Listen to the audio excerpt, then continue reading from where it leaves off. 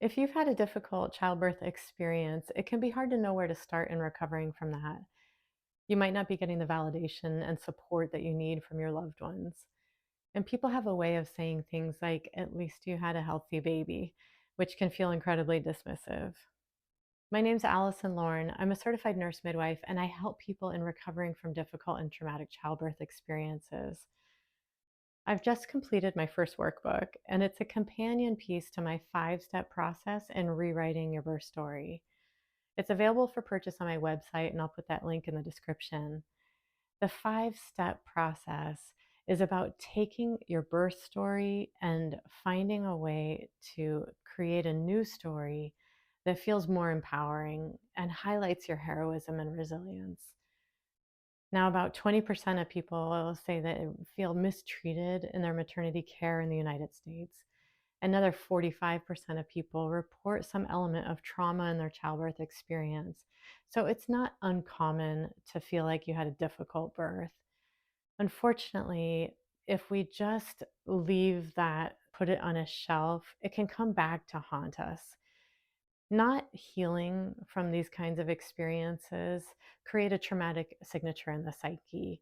We have energy tied up in things that we put on a shelf, and it can create a real constriction on our ability to find joy in our lives. If we're not really going to incorporate our traumatic experiences, we cut that piece off of ourselves as well. It creates a decreased sense of presence and connection with others. So, this work is about finding more joy. It's about finding more presence.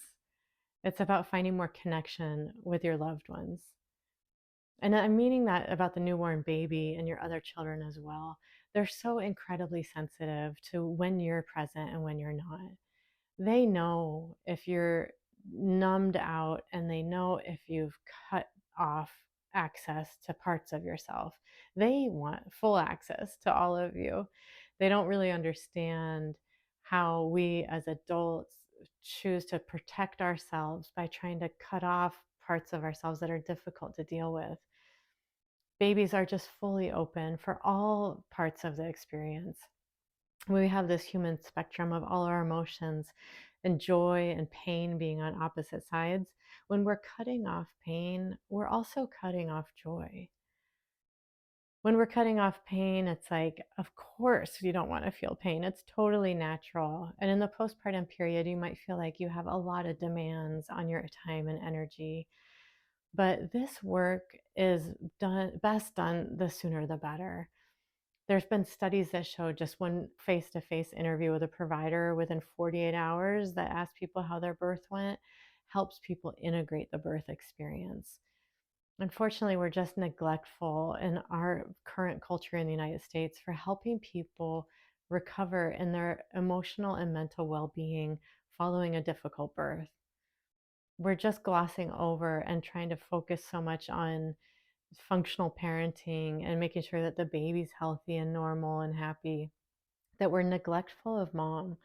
We're not giving moms the attention they deserve, and understanding that helping moms integrate difficult birth experiences is what helps create more functional families.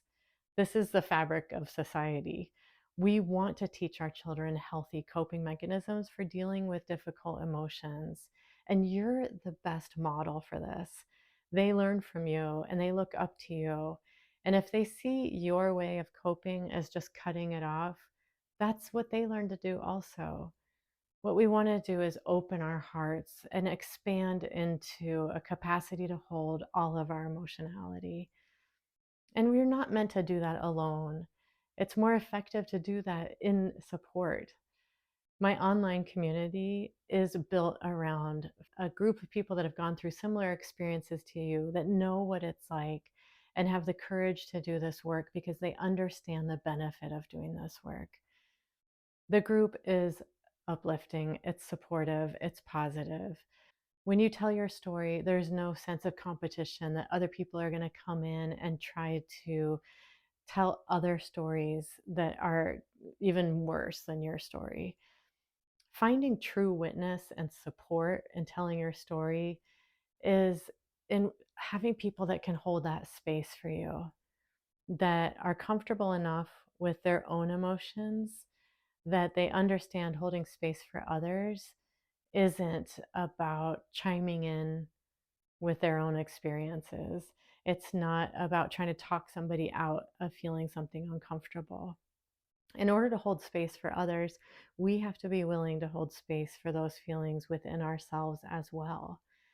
And so you can see how this work helps make you a better partner, a better friend, a better parent.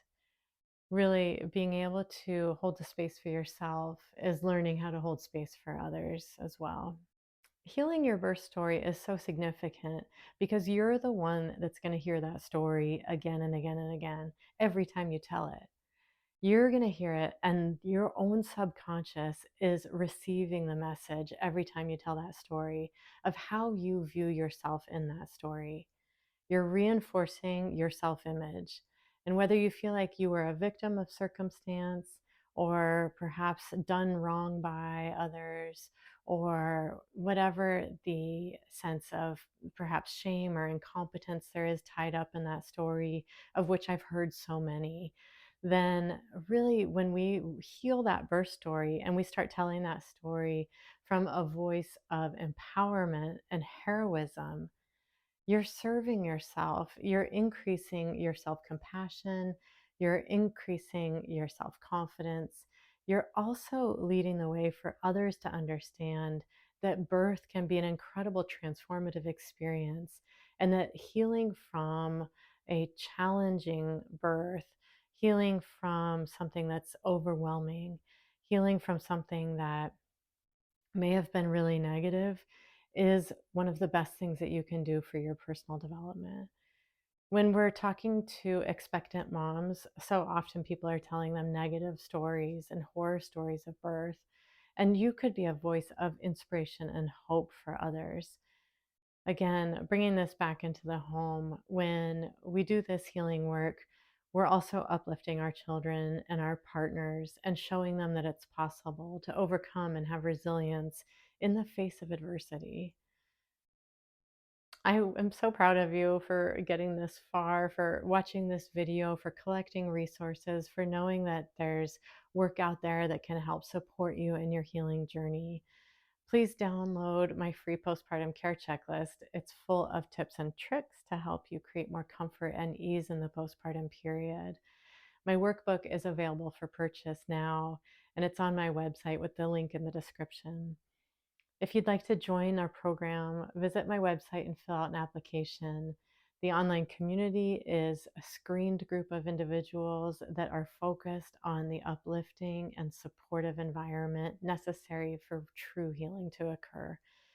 I'm available for the one-on-one coaching work, and that's really just such heart-centered work where you're going to find deep witness and validation in telling your story, as well as specific coaching mechanisms to help you get through and reach through into your healing. I'm Allison Lorne, and this is Holistic Birth Recovery. Thanks again for watching.